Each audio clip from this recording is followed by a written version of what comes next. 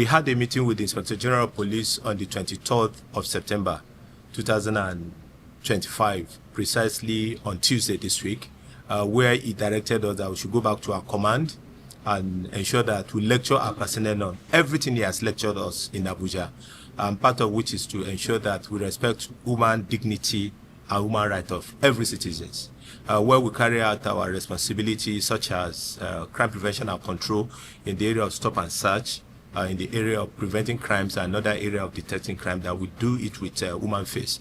We shouldn't subject Nigerians to untold hardships in the process of carrying out our responsibility.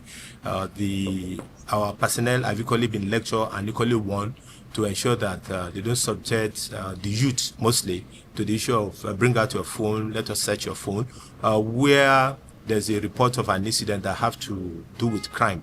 We have the responsibility to investigate all aspects of the matter, but stopping people on the road and asking them to open their phone is prohibited. But where there's a course of investigation leading to getting out some certain facts from those phones, we have responsibility to do so at the level of investigation at the police station and not necessarily on the road, except if we have a prompt complaint that a phone has been stolen and the policeman is called into it. Immediately we can act. This is equally very clear in our responsibility under the Criminal Proceeding Act in the country. If an offense is committed in our presence, we have responsibility to apprehend the offender, and we don't need to wait for a warrant for such an offender to be apprehended. Where we know that if somebody committed an offense and is going to take to flight after committing an offense, then we have responsibility to arrest such an offender. Where somebody is in preparation to commit crime, we equally have the responsibility to apprehend such a person. We won't wait for him to commit such crime and cause mayhem on other Nigerians before we take action on it. So our officers in Lagos State Police Command, we are doing our best to ensure that we operate within this rule of procedures as directed by the Inspector General of Police, but he has further directed that we should still lecture them to ensure that this incident of searching of phone of unsuspecting members of the public, to be calling their names, are clearly removed from the minds and in the action of our police personnel. We have equally lectured them on the need to know that every person apprehended or arrested for one offense or the other equally have right and responsibility that is expected of them under the law, and we allow them this right. We are equally going to talk about quite a number of achievements that we have recorded in crime fighting and prevention in Lagos State.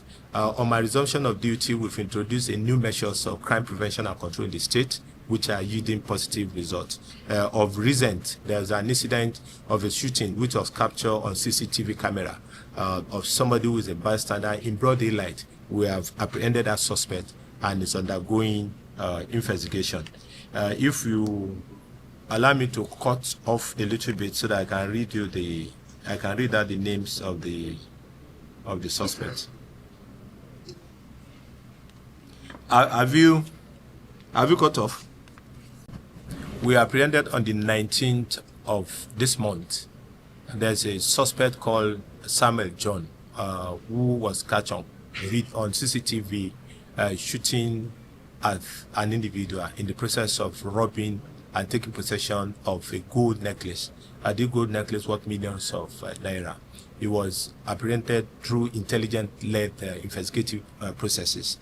He was trailed down to a area of Lagos where he was rounded up. He was apprehended, and during course of investigation, he admitted to committing the crime and equally told us he sold the necklace for 4 million naira. He's equally assisting us further to the arrest of other suspects that are involved in the crime. Investigation to this crime will be concluded and he will be prosecuted along with others who are involved with him. We equally have a major breakthrough in the area of people that used to go around to vandalize vehicles. These are gang of thieves that will move from estate to estate to present themselves as security personnel of security agencies. They use a modified jack of a Mercedes-Benz vehicle to present it as a rifle and to let people know that they are on investigation activities in such an estate. Once they allow entrance into such estate, they go into vehicles, mostly Toyota branded vehicles such as Toyota Hilux, the Lexus GS 460, another light vehicle, remove the brain box, remove electronic devices, and remove a lot of components from such vehicle. We've been able to arrest the leader of the team, of the gang, and equally additional 3 other suspects have been arrested along with him. They are all currently in our custody, and we are going to prosecute them on completion of investigation.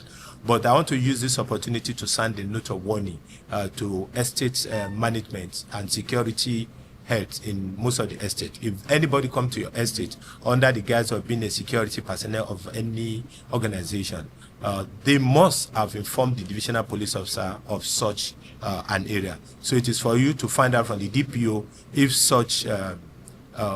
such security personnel have documented in those areas before you allow them access. Where it is not clear to you, you call the DPO, who, if available on duty, will quickly dash there to clear them. If not, the DPO will delegate an officer who is on duty to come there to come and clear them. So we don't want people to get apprehension, especially when people come around and say they are police personnel. They should have means of identification, which will have to do with their ID card and equally a letter of investigation activities that will accompany their operation. So estate owner should ensure that they check on this and doesn't allow the gang, like I've mentioned, to terrorize them. And to the division level, to the outposts, and even at the commander quarters, including all officers and men that will be involved in this enforcement, that this enforcement should not be used as a means of extortion against the members of the public. Portals are there online, which the addresses have been made public for several months now for people to apply it. And once they apply online, they come to the commander quarters and other police formation for capturing. Members of the public should resist any temptation or any pressure from anybody to pay money, whether within the police or outside the police, on the road for tinted glass permit. It is an online application they go through and they come for capturing in the police formation. They have been lectured and they have been warned, and nothing is expected of us than the best. The IGP once again directed that we should emphasize this to all personnel of this Lagos State Police Command, and this what I've done today.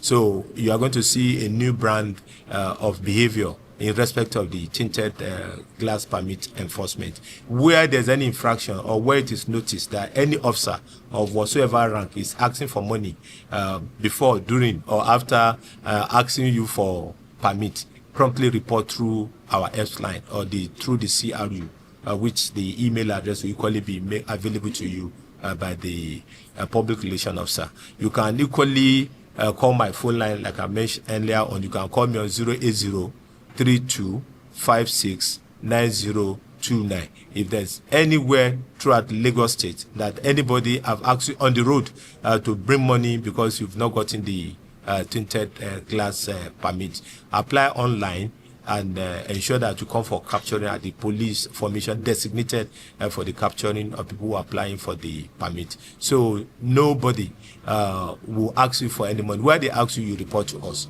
because it is prohibited and forbidden. And such an officer will be made to face the wrath of the law. There are disciplinary processes and procedure in the force which will be applied on such an officer. Thank you and God bless. Is currently in detention at the State CID Panti.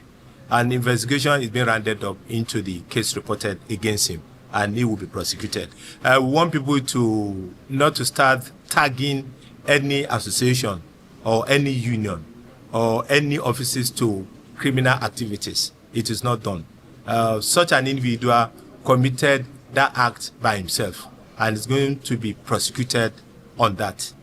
The name you have mentioned is known to every Nigerian, but it's not associated with action like this. So we are investigating the Samsudeen Oladiti for the act of murder that he has committed and for all other violent crime that he has committed within the Lagos Island. So, and it's strictly restricted to the suspect, because crime mostly are personal things. There's no any organization, whether a transport union or an association of anywhere, that encourages such an action. And we know very well that the organization that we have mentioned doesn't condone such activities.